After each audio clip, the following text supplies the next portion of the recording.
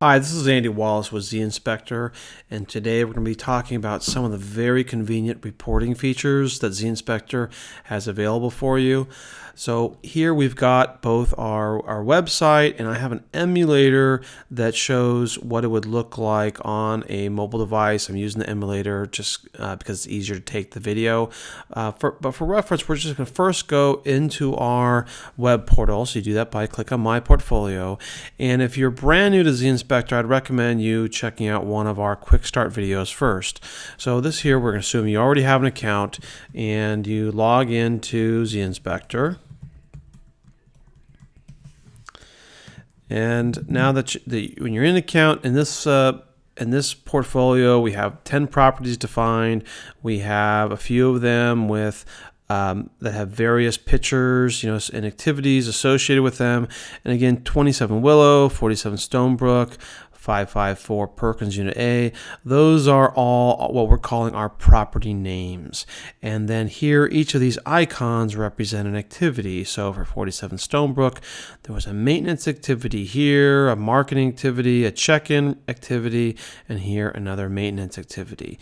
So if I click on 47 Stonebrook on the property name, this is where I get this very useful carousel view where you can just really easily scroll through all the photos associated with the property, and the idea is to get a really useful perspective on the property over time. So you can also click on these activity names here at the top. And we've already talked about in the quick start video how when you hit create report, then you would automatically download a PDF, and it would show up down here, as well as you could deselect these and you could generate a report without those photos. But we've got some other very useful options, and so I'm showing you this here just for reference. But let's take the scenario that you are a repairs vendor, contractor, so forth.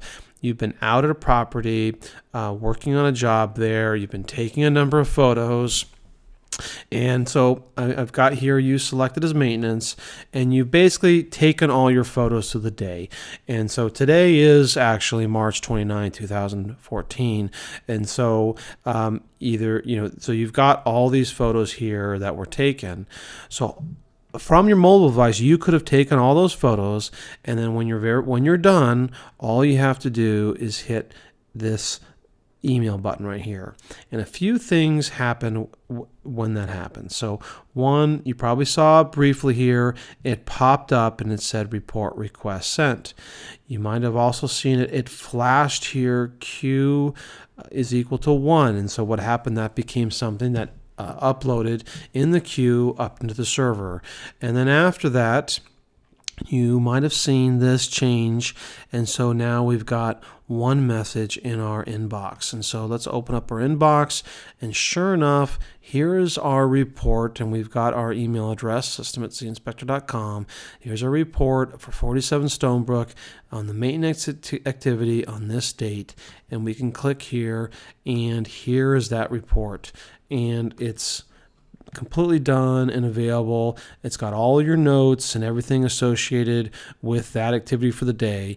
This icon here, that means you generated a report from the mobile app. That's what this icon means. So how did this email address get selected, and what are your options there? So from the mobile device, under your settings, when you first start up the app, it defaults this field here to your username or your username's email address. So in this case, system@zInspector.com. After your first login, you can just delete this and you can put in any email address you want, or you can separate multiple addresses with a comma. So you could have your own email address, you could put your boss's, or if you're sending it to a database or whatever feature you want to do, you can just put multiple email addresses here. And then whenever you hit this report button, it will send out a report for this property name, this activity on the current day to the listed email addresses. So that is the easiest way to generate a report from the mobile device.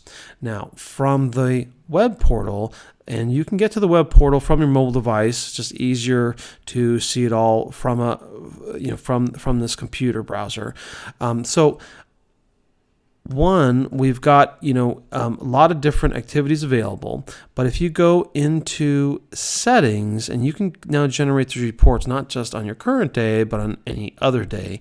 So here are some of the options that I have available. And I'm going to talk about this top one up here, Evernote, on a different video. I'm going to focus down here on email integration, and specifically on the bottom two. And what this says is here is automatically email all generated reports to your system email address. So what that means then is that if I am in my portfolio view, and I, let's say, click on my marketing activity, and I say, oh, I like this, I want to report on this, I just hit create report. It did two things. It downloaded this, and it also, there it is in my inbox, in my inbox, 47 Stonebrook Marketing, and it generated that report for me. and it generated that report for me. So I've got that marketing activity as well, and generate that report. And I can also go back into settings, and not only can I do that, I can put in multiple addresses here. So you can define this here either in your mobile browser settings, or you can define it in your mobile devices settings. And if they overlap, so let's say you have the same address in two places, it won't send the same report twice. It won't duplicate reports. However, you could, for instance, put in one address here in settings to, Joe at zInspector.com. And on this one over here, if you had this option enabled, and you put Jane at zInspector.com, then when that report was generated, it would be going to, from the mobile device, it would be triggered to be going to both Joe and Jane, is how it works. Now, there's another option just for group owners, and here this is this global reporting option. So if we hit enabled, and what would happen here is then every single report by every single user would follow these email address rules. And so how would you use this? The best example is if you use your group owner account primary as an archiving function, and so you just basically had a copy of every single report that's ever generated, and it would just all go to these defined addresses, and that way you just really have a permanent record of everything that's happened.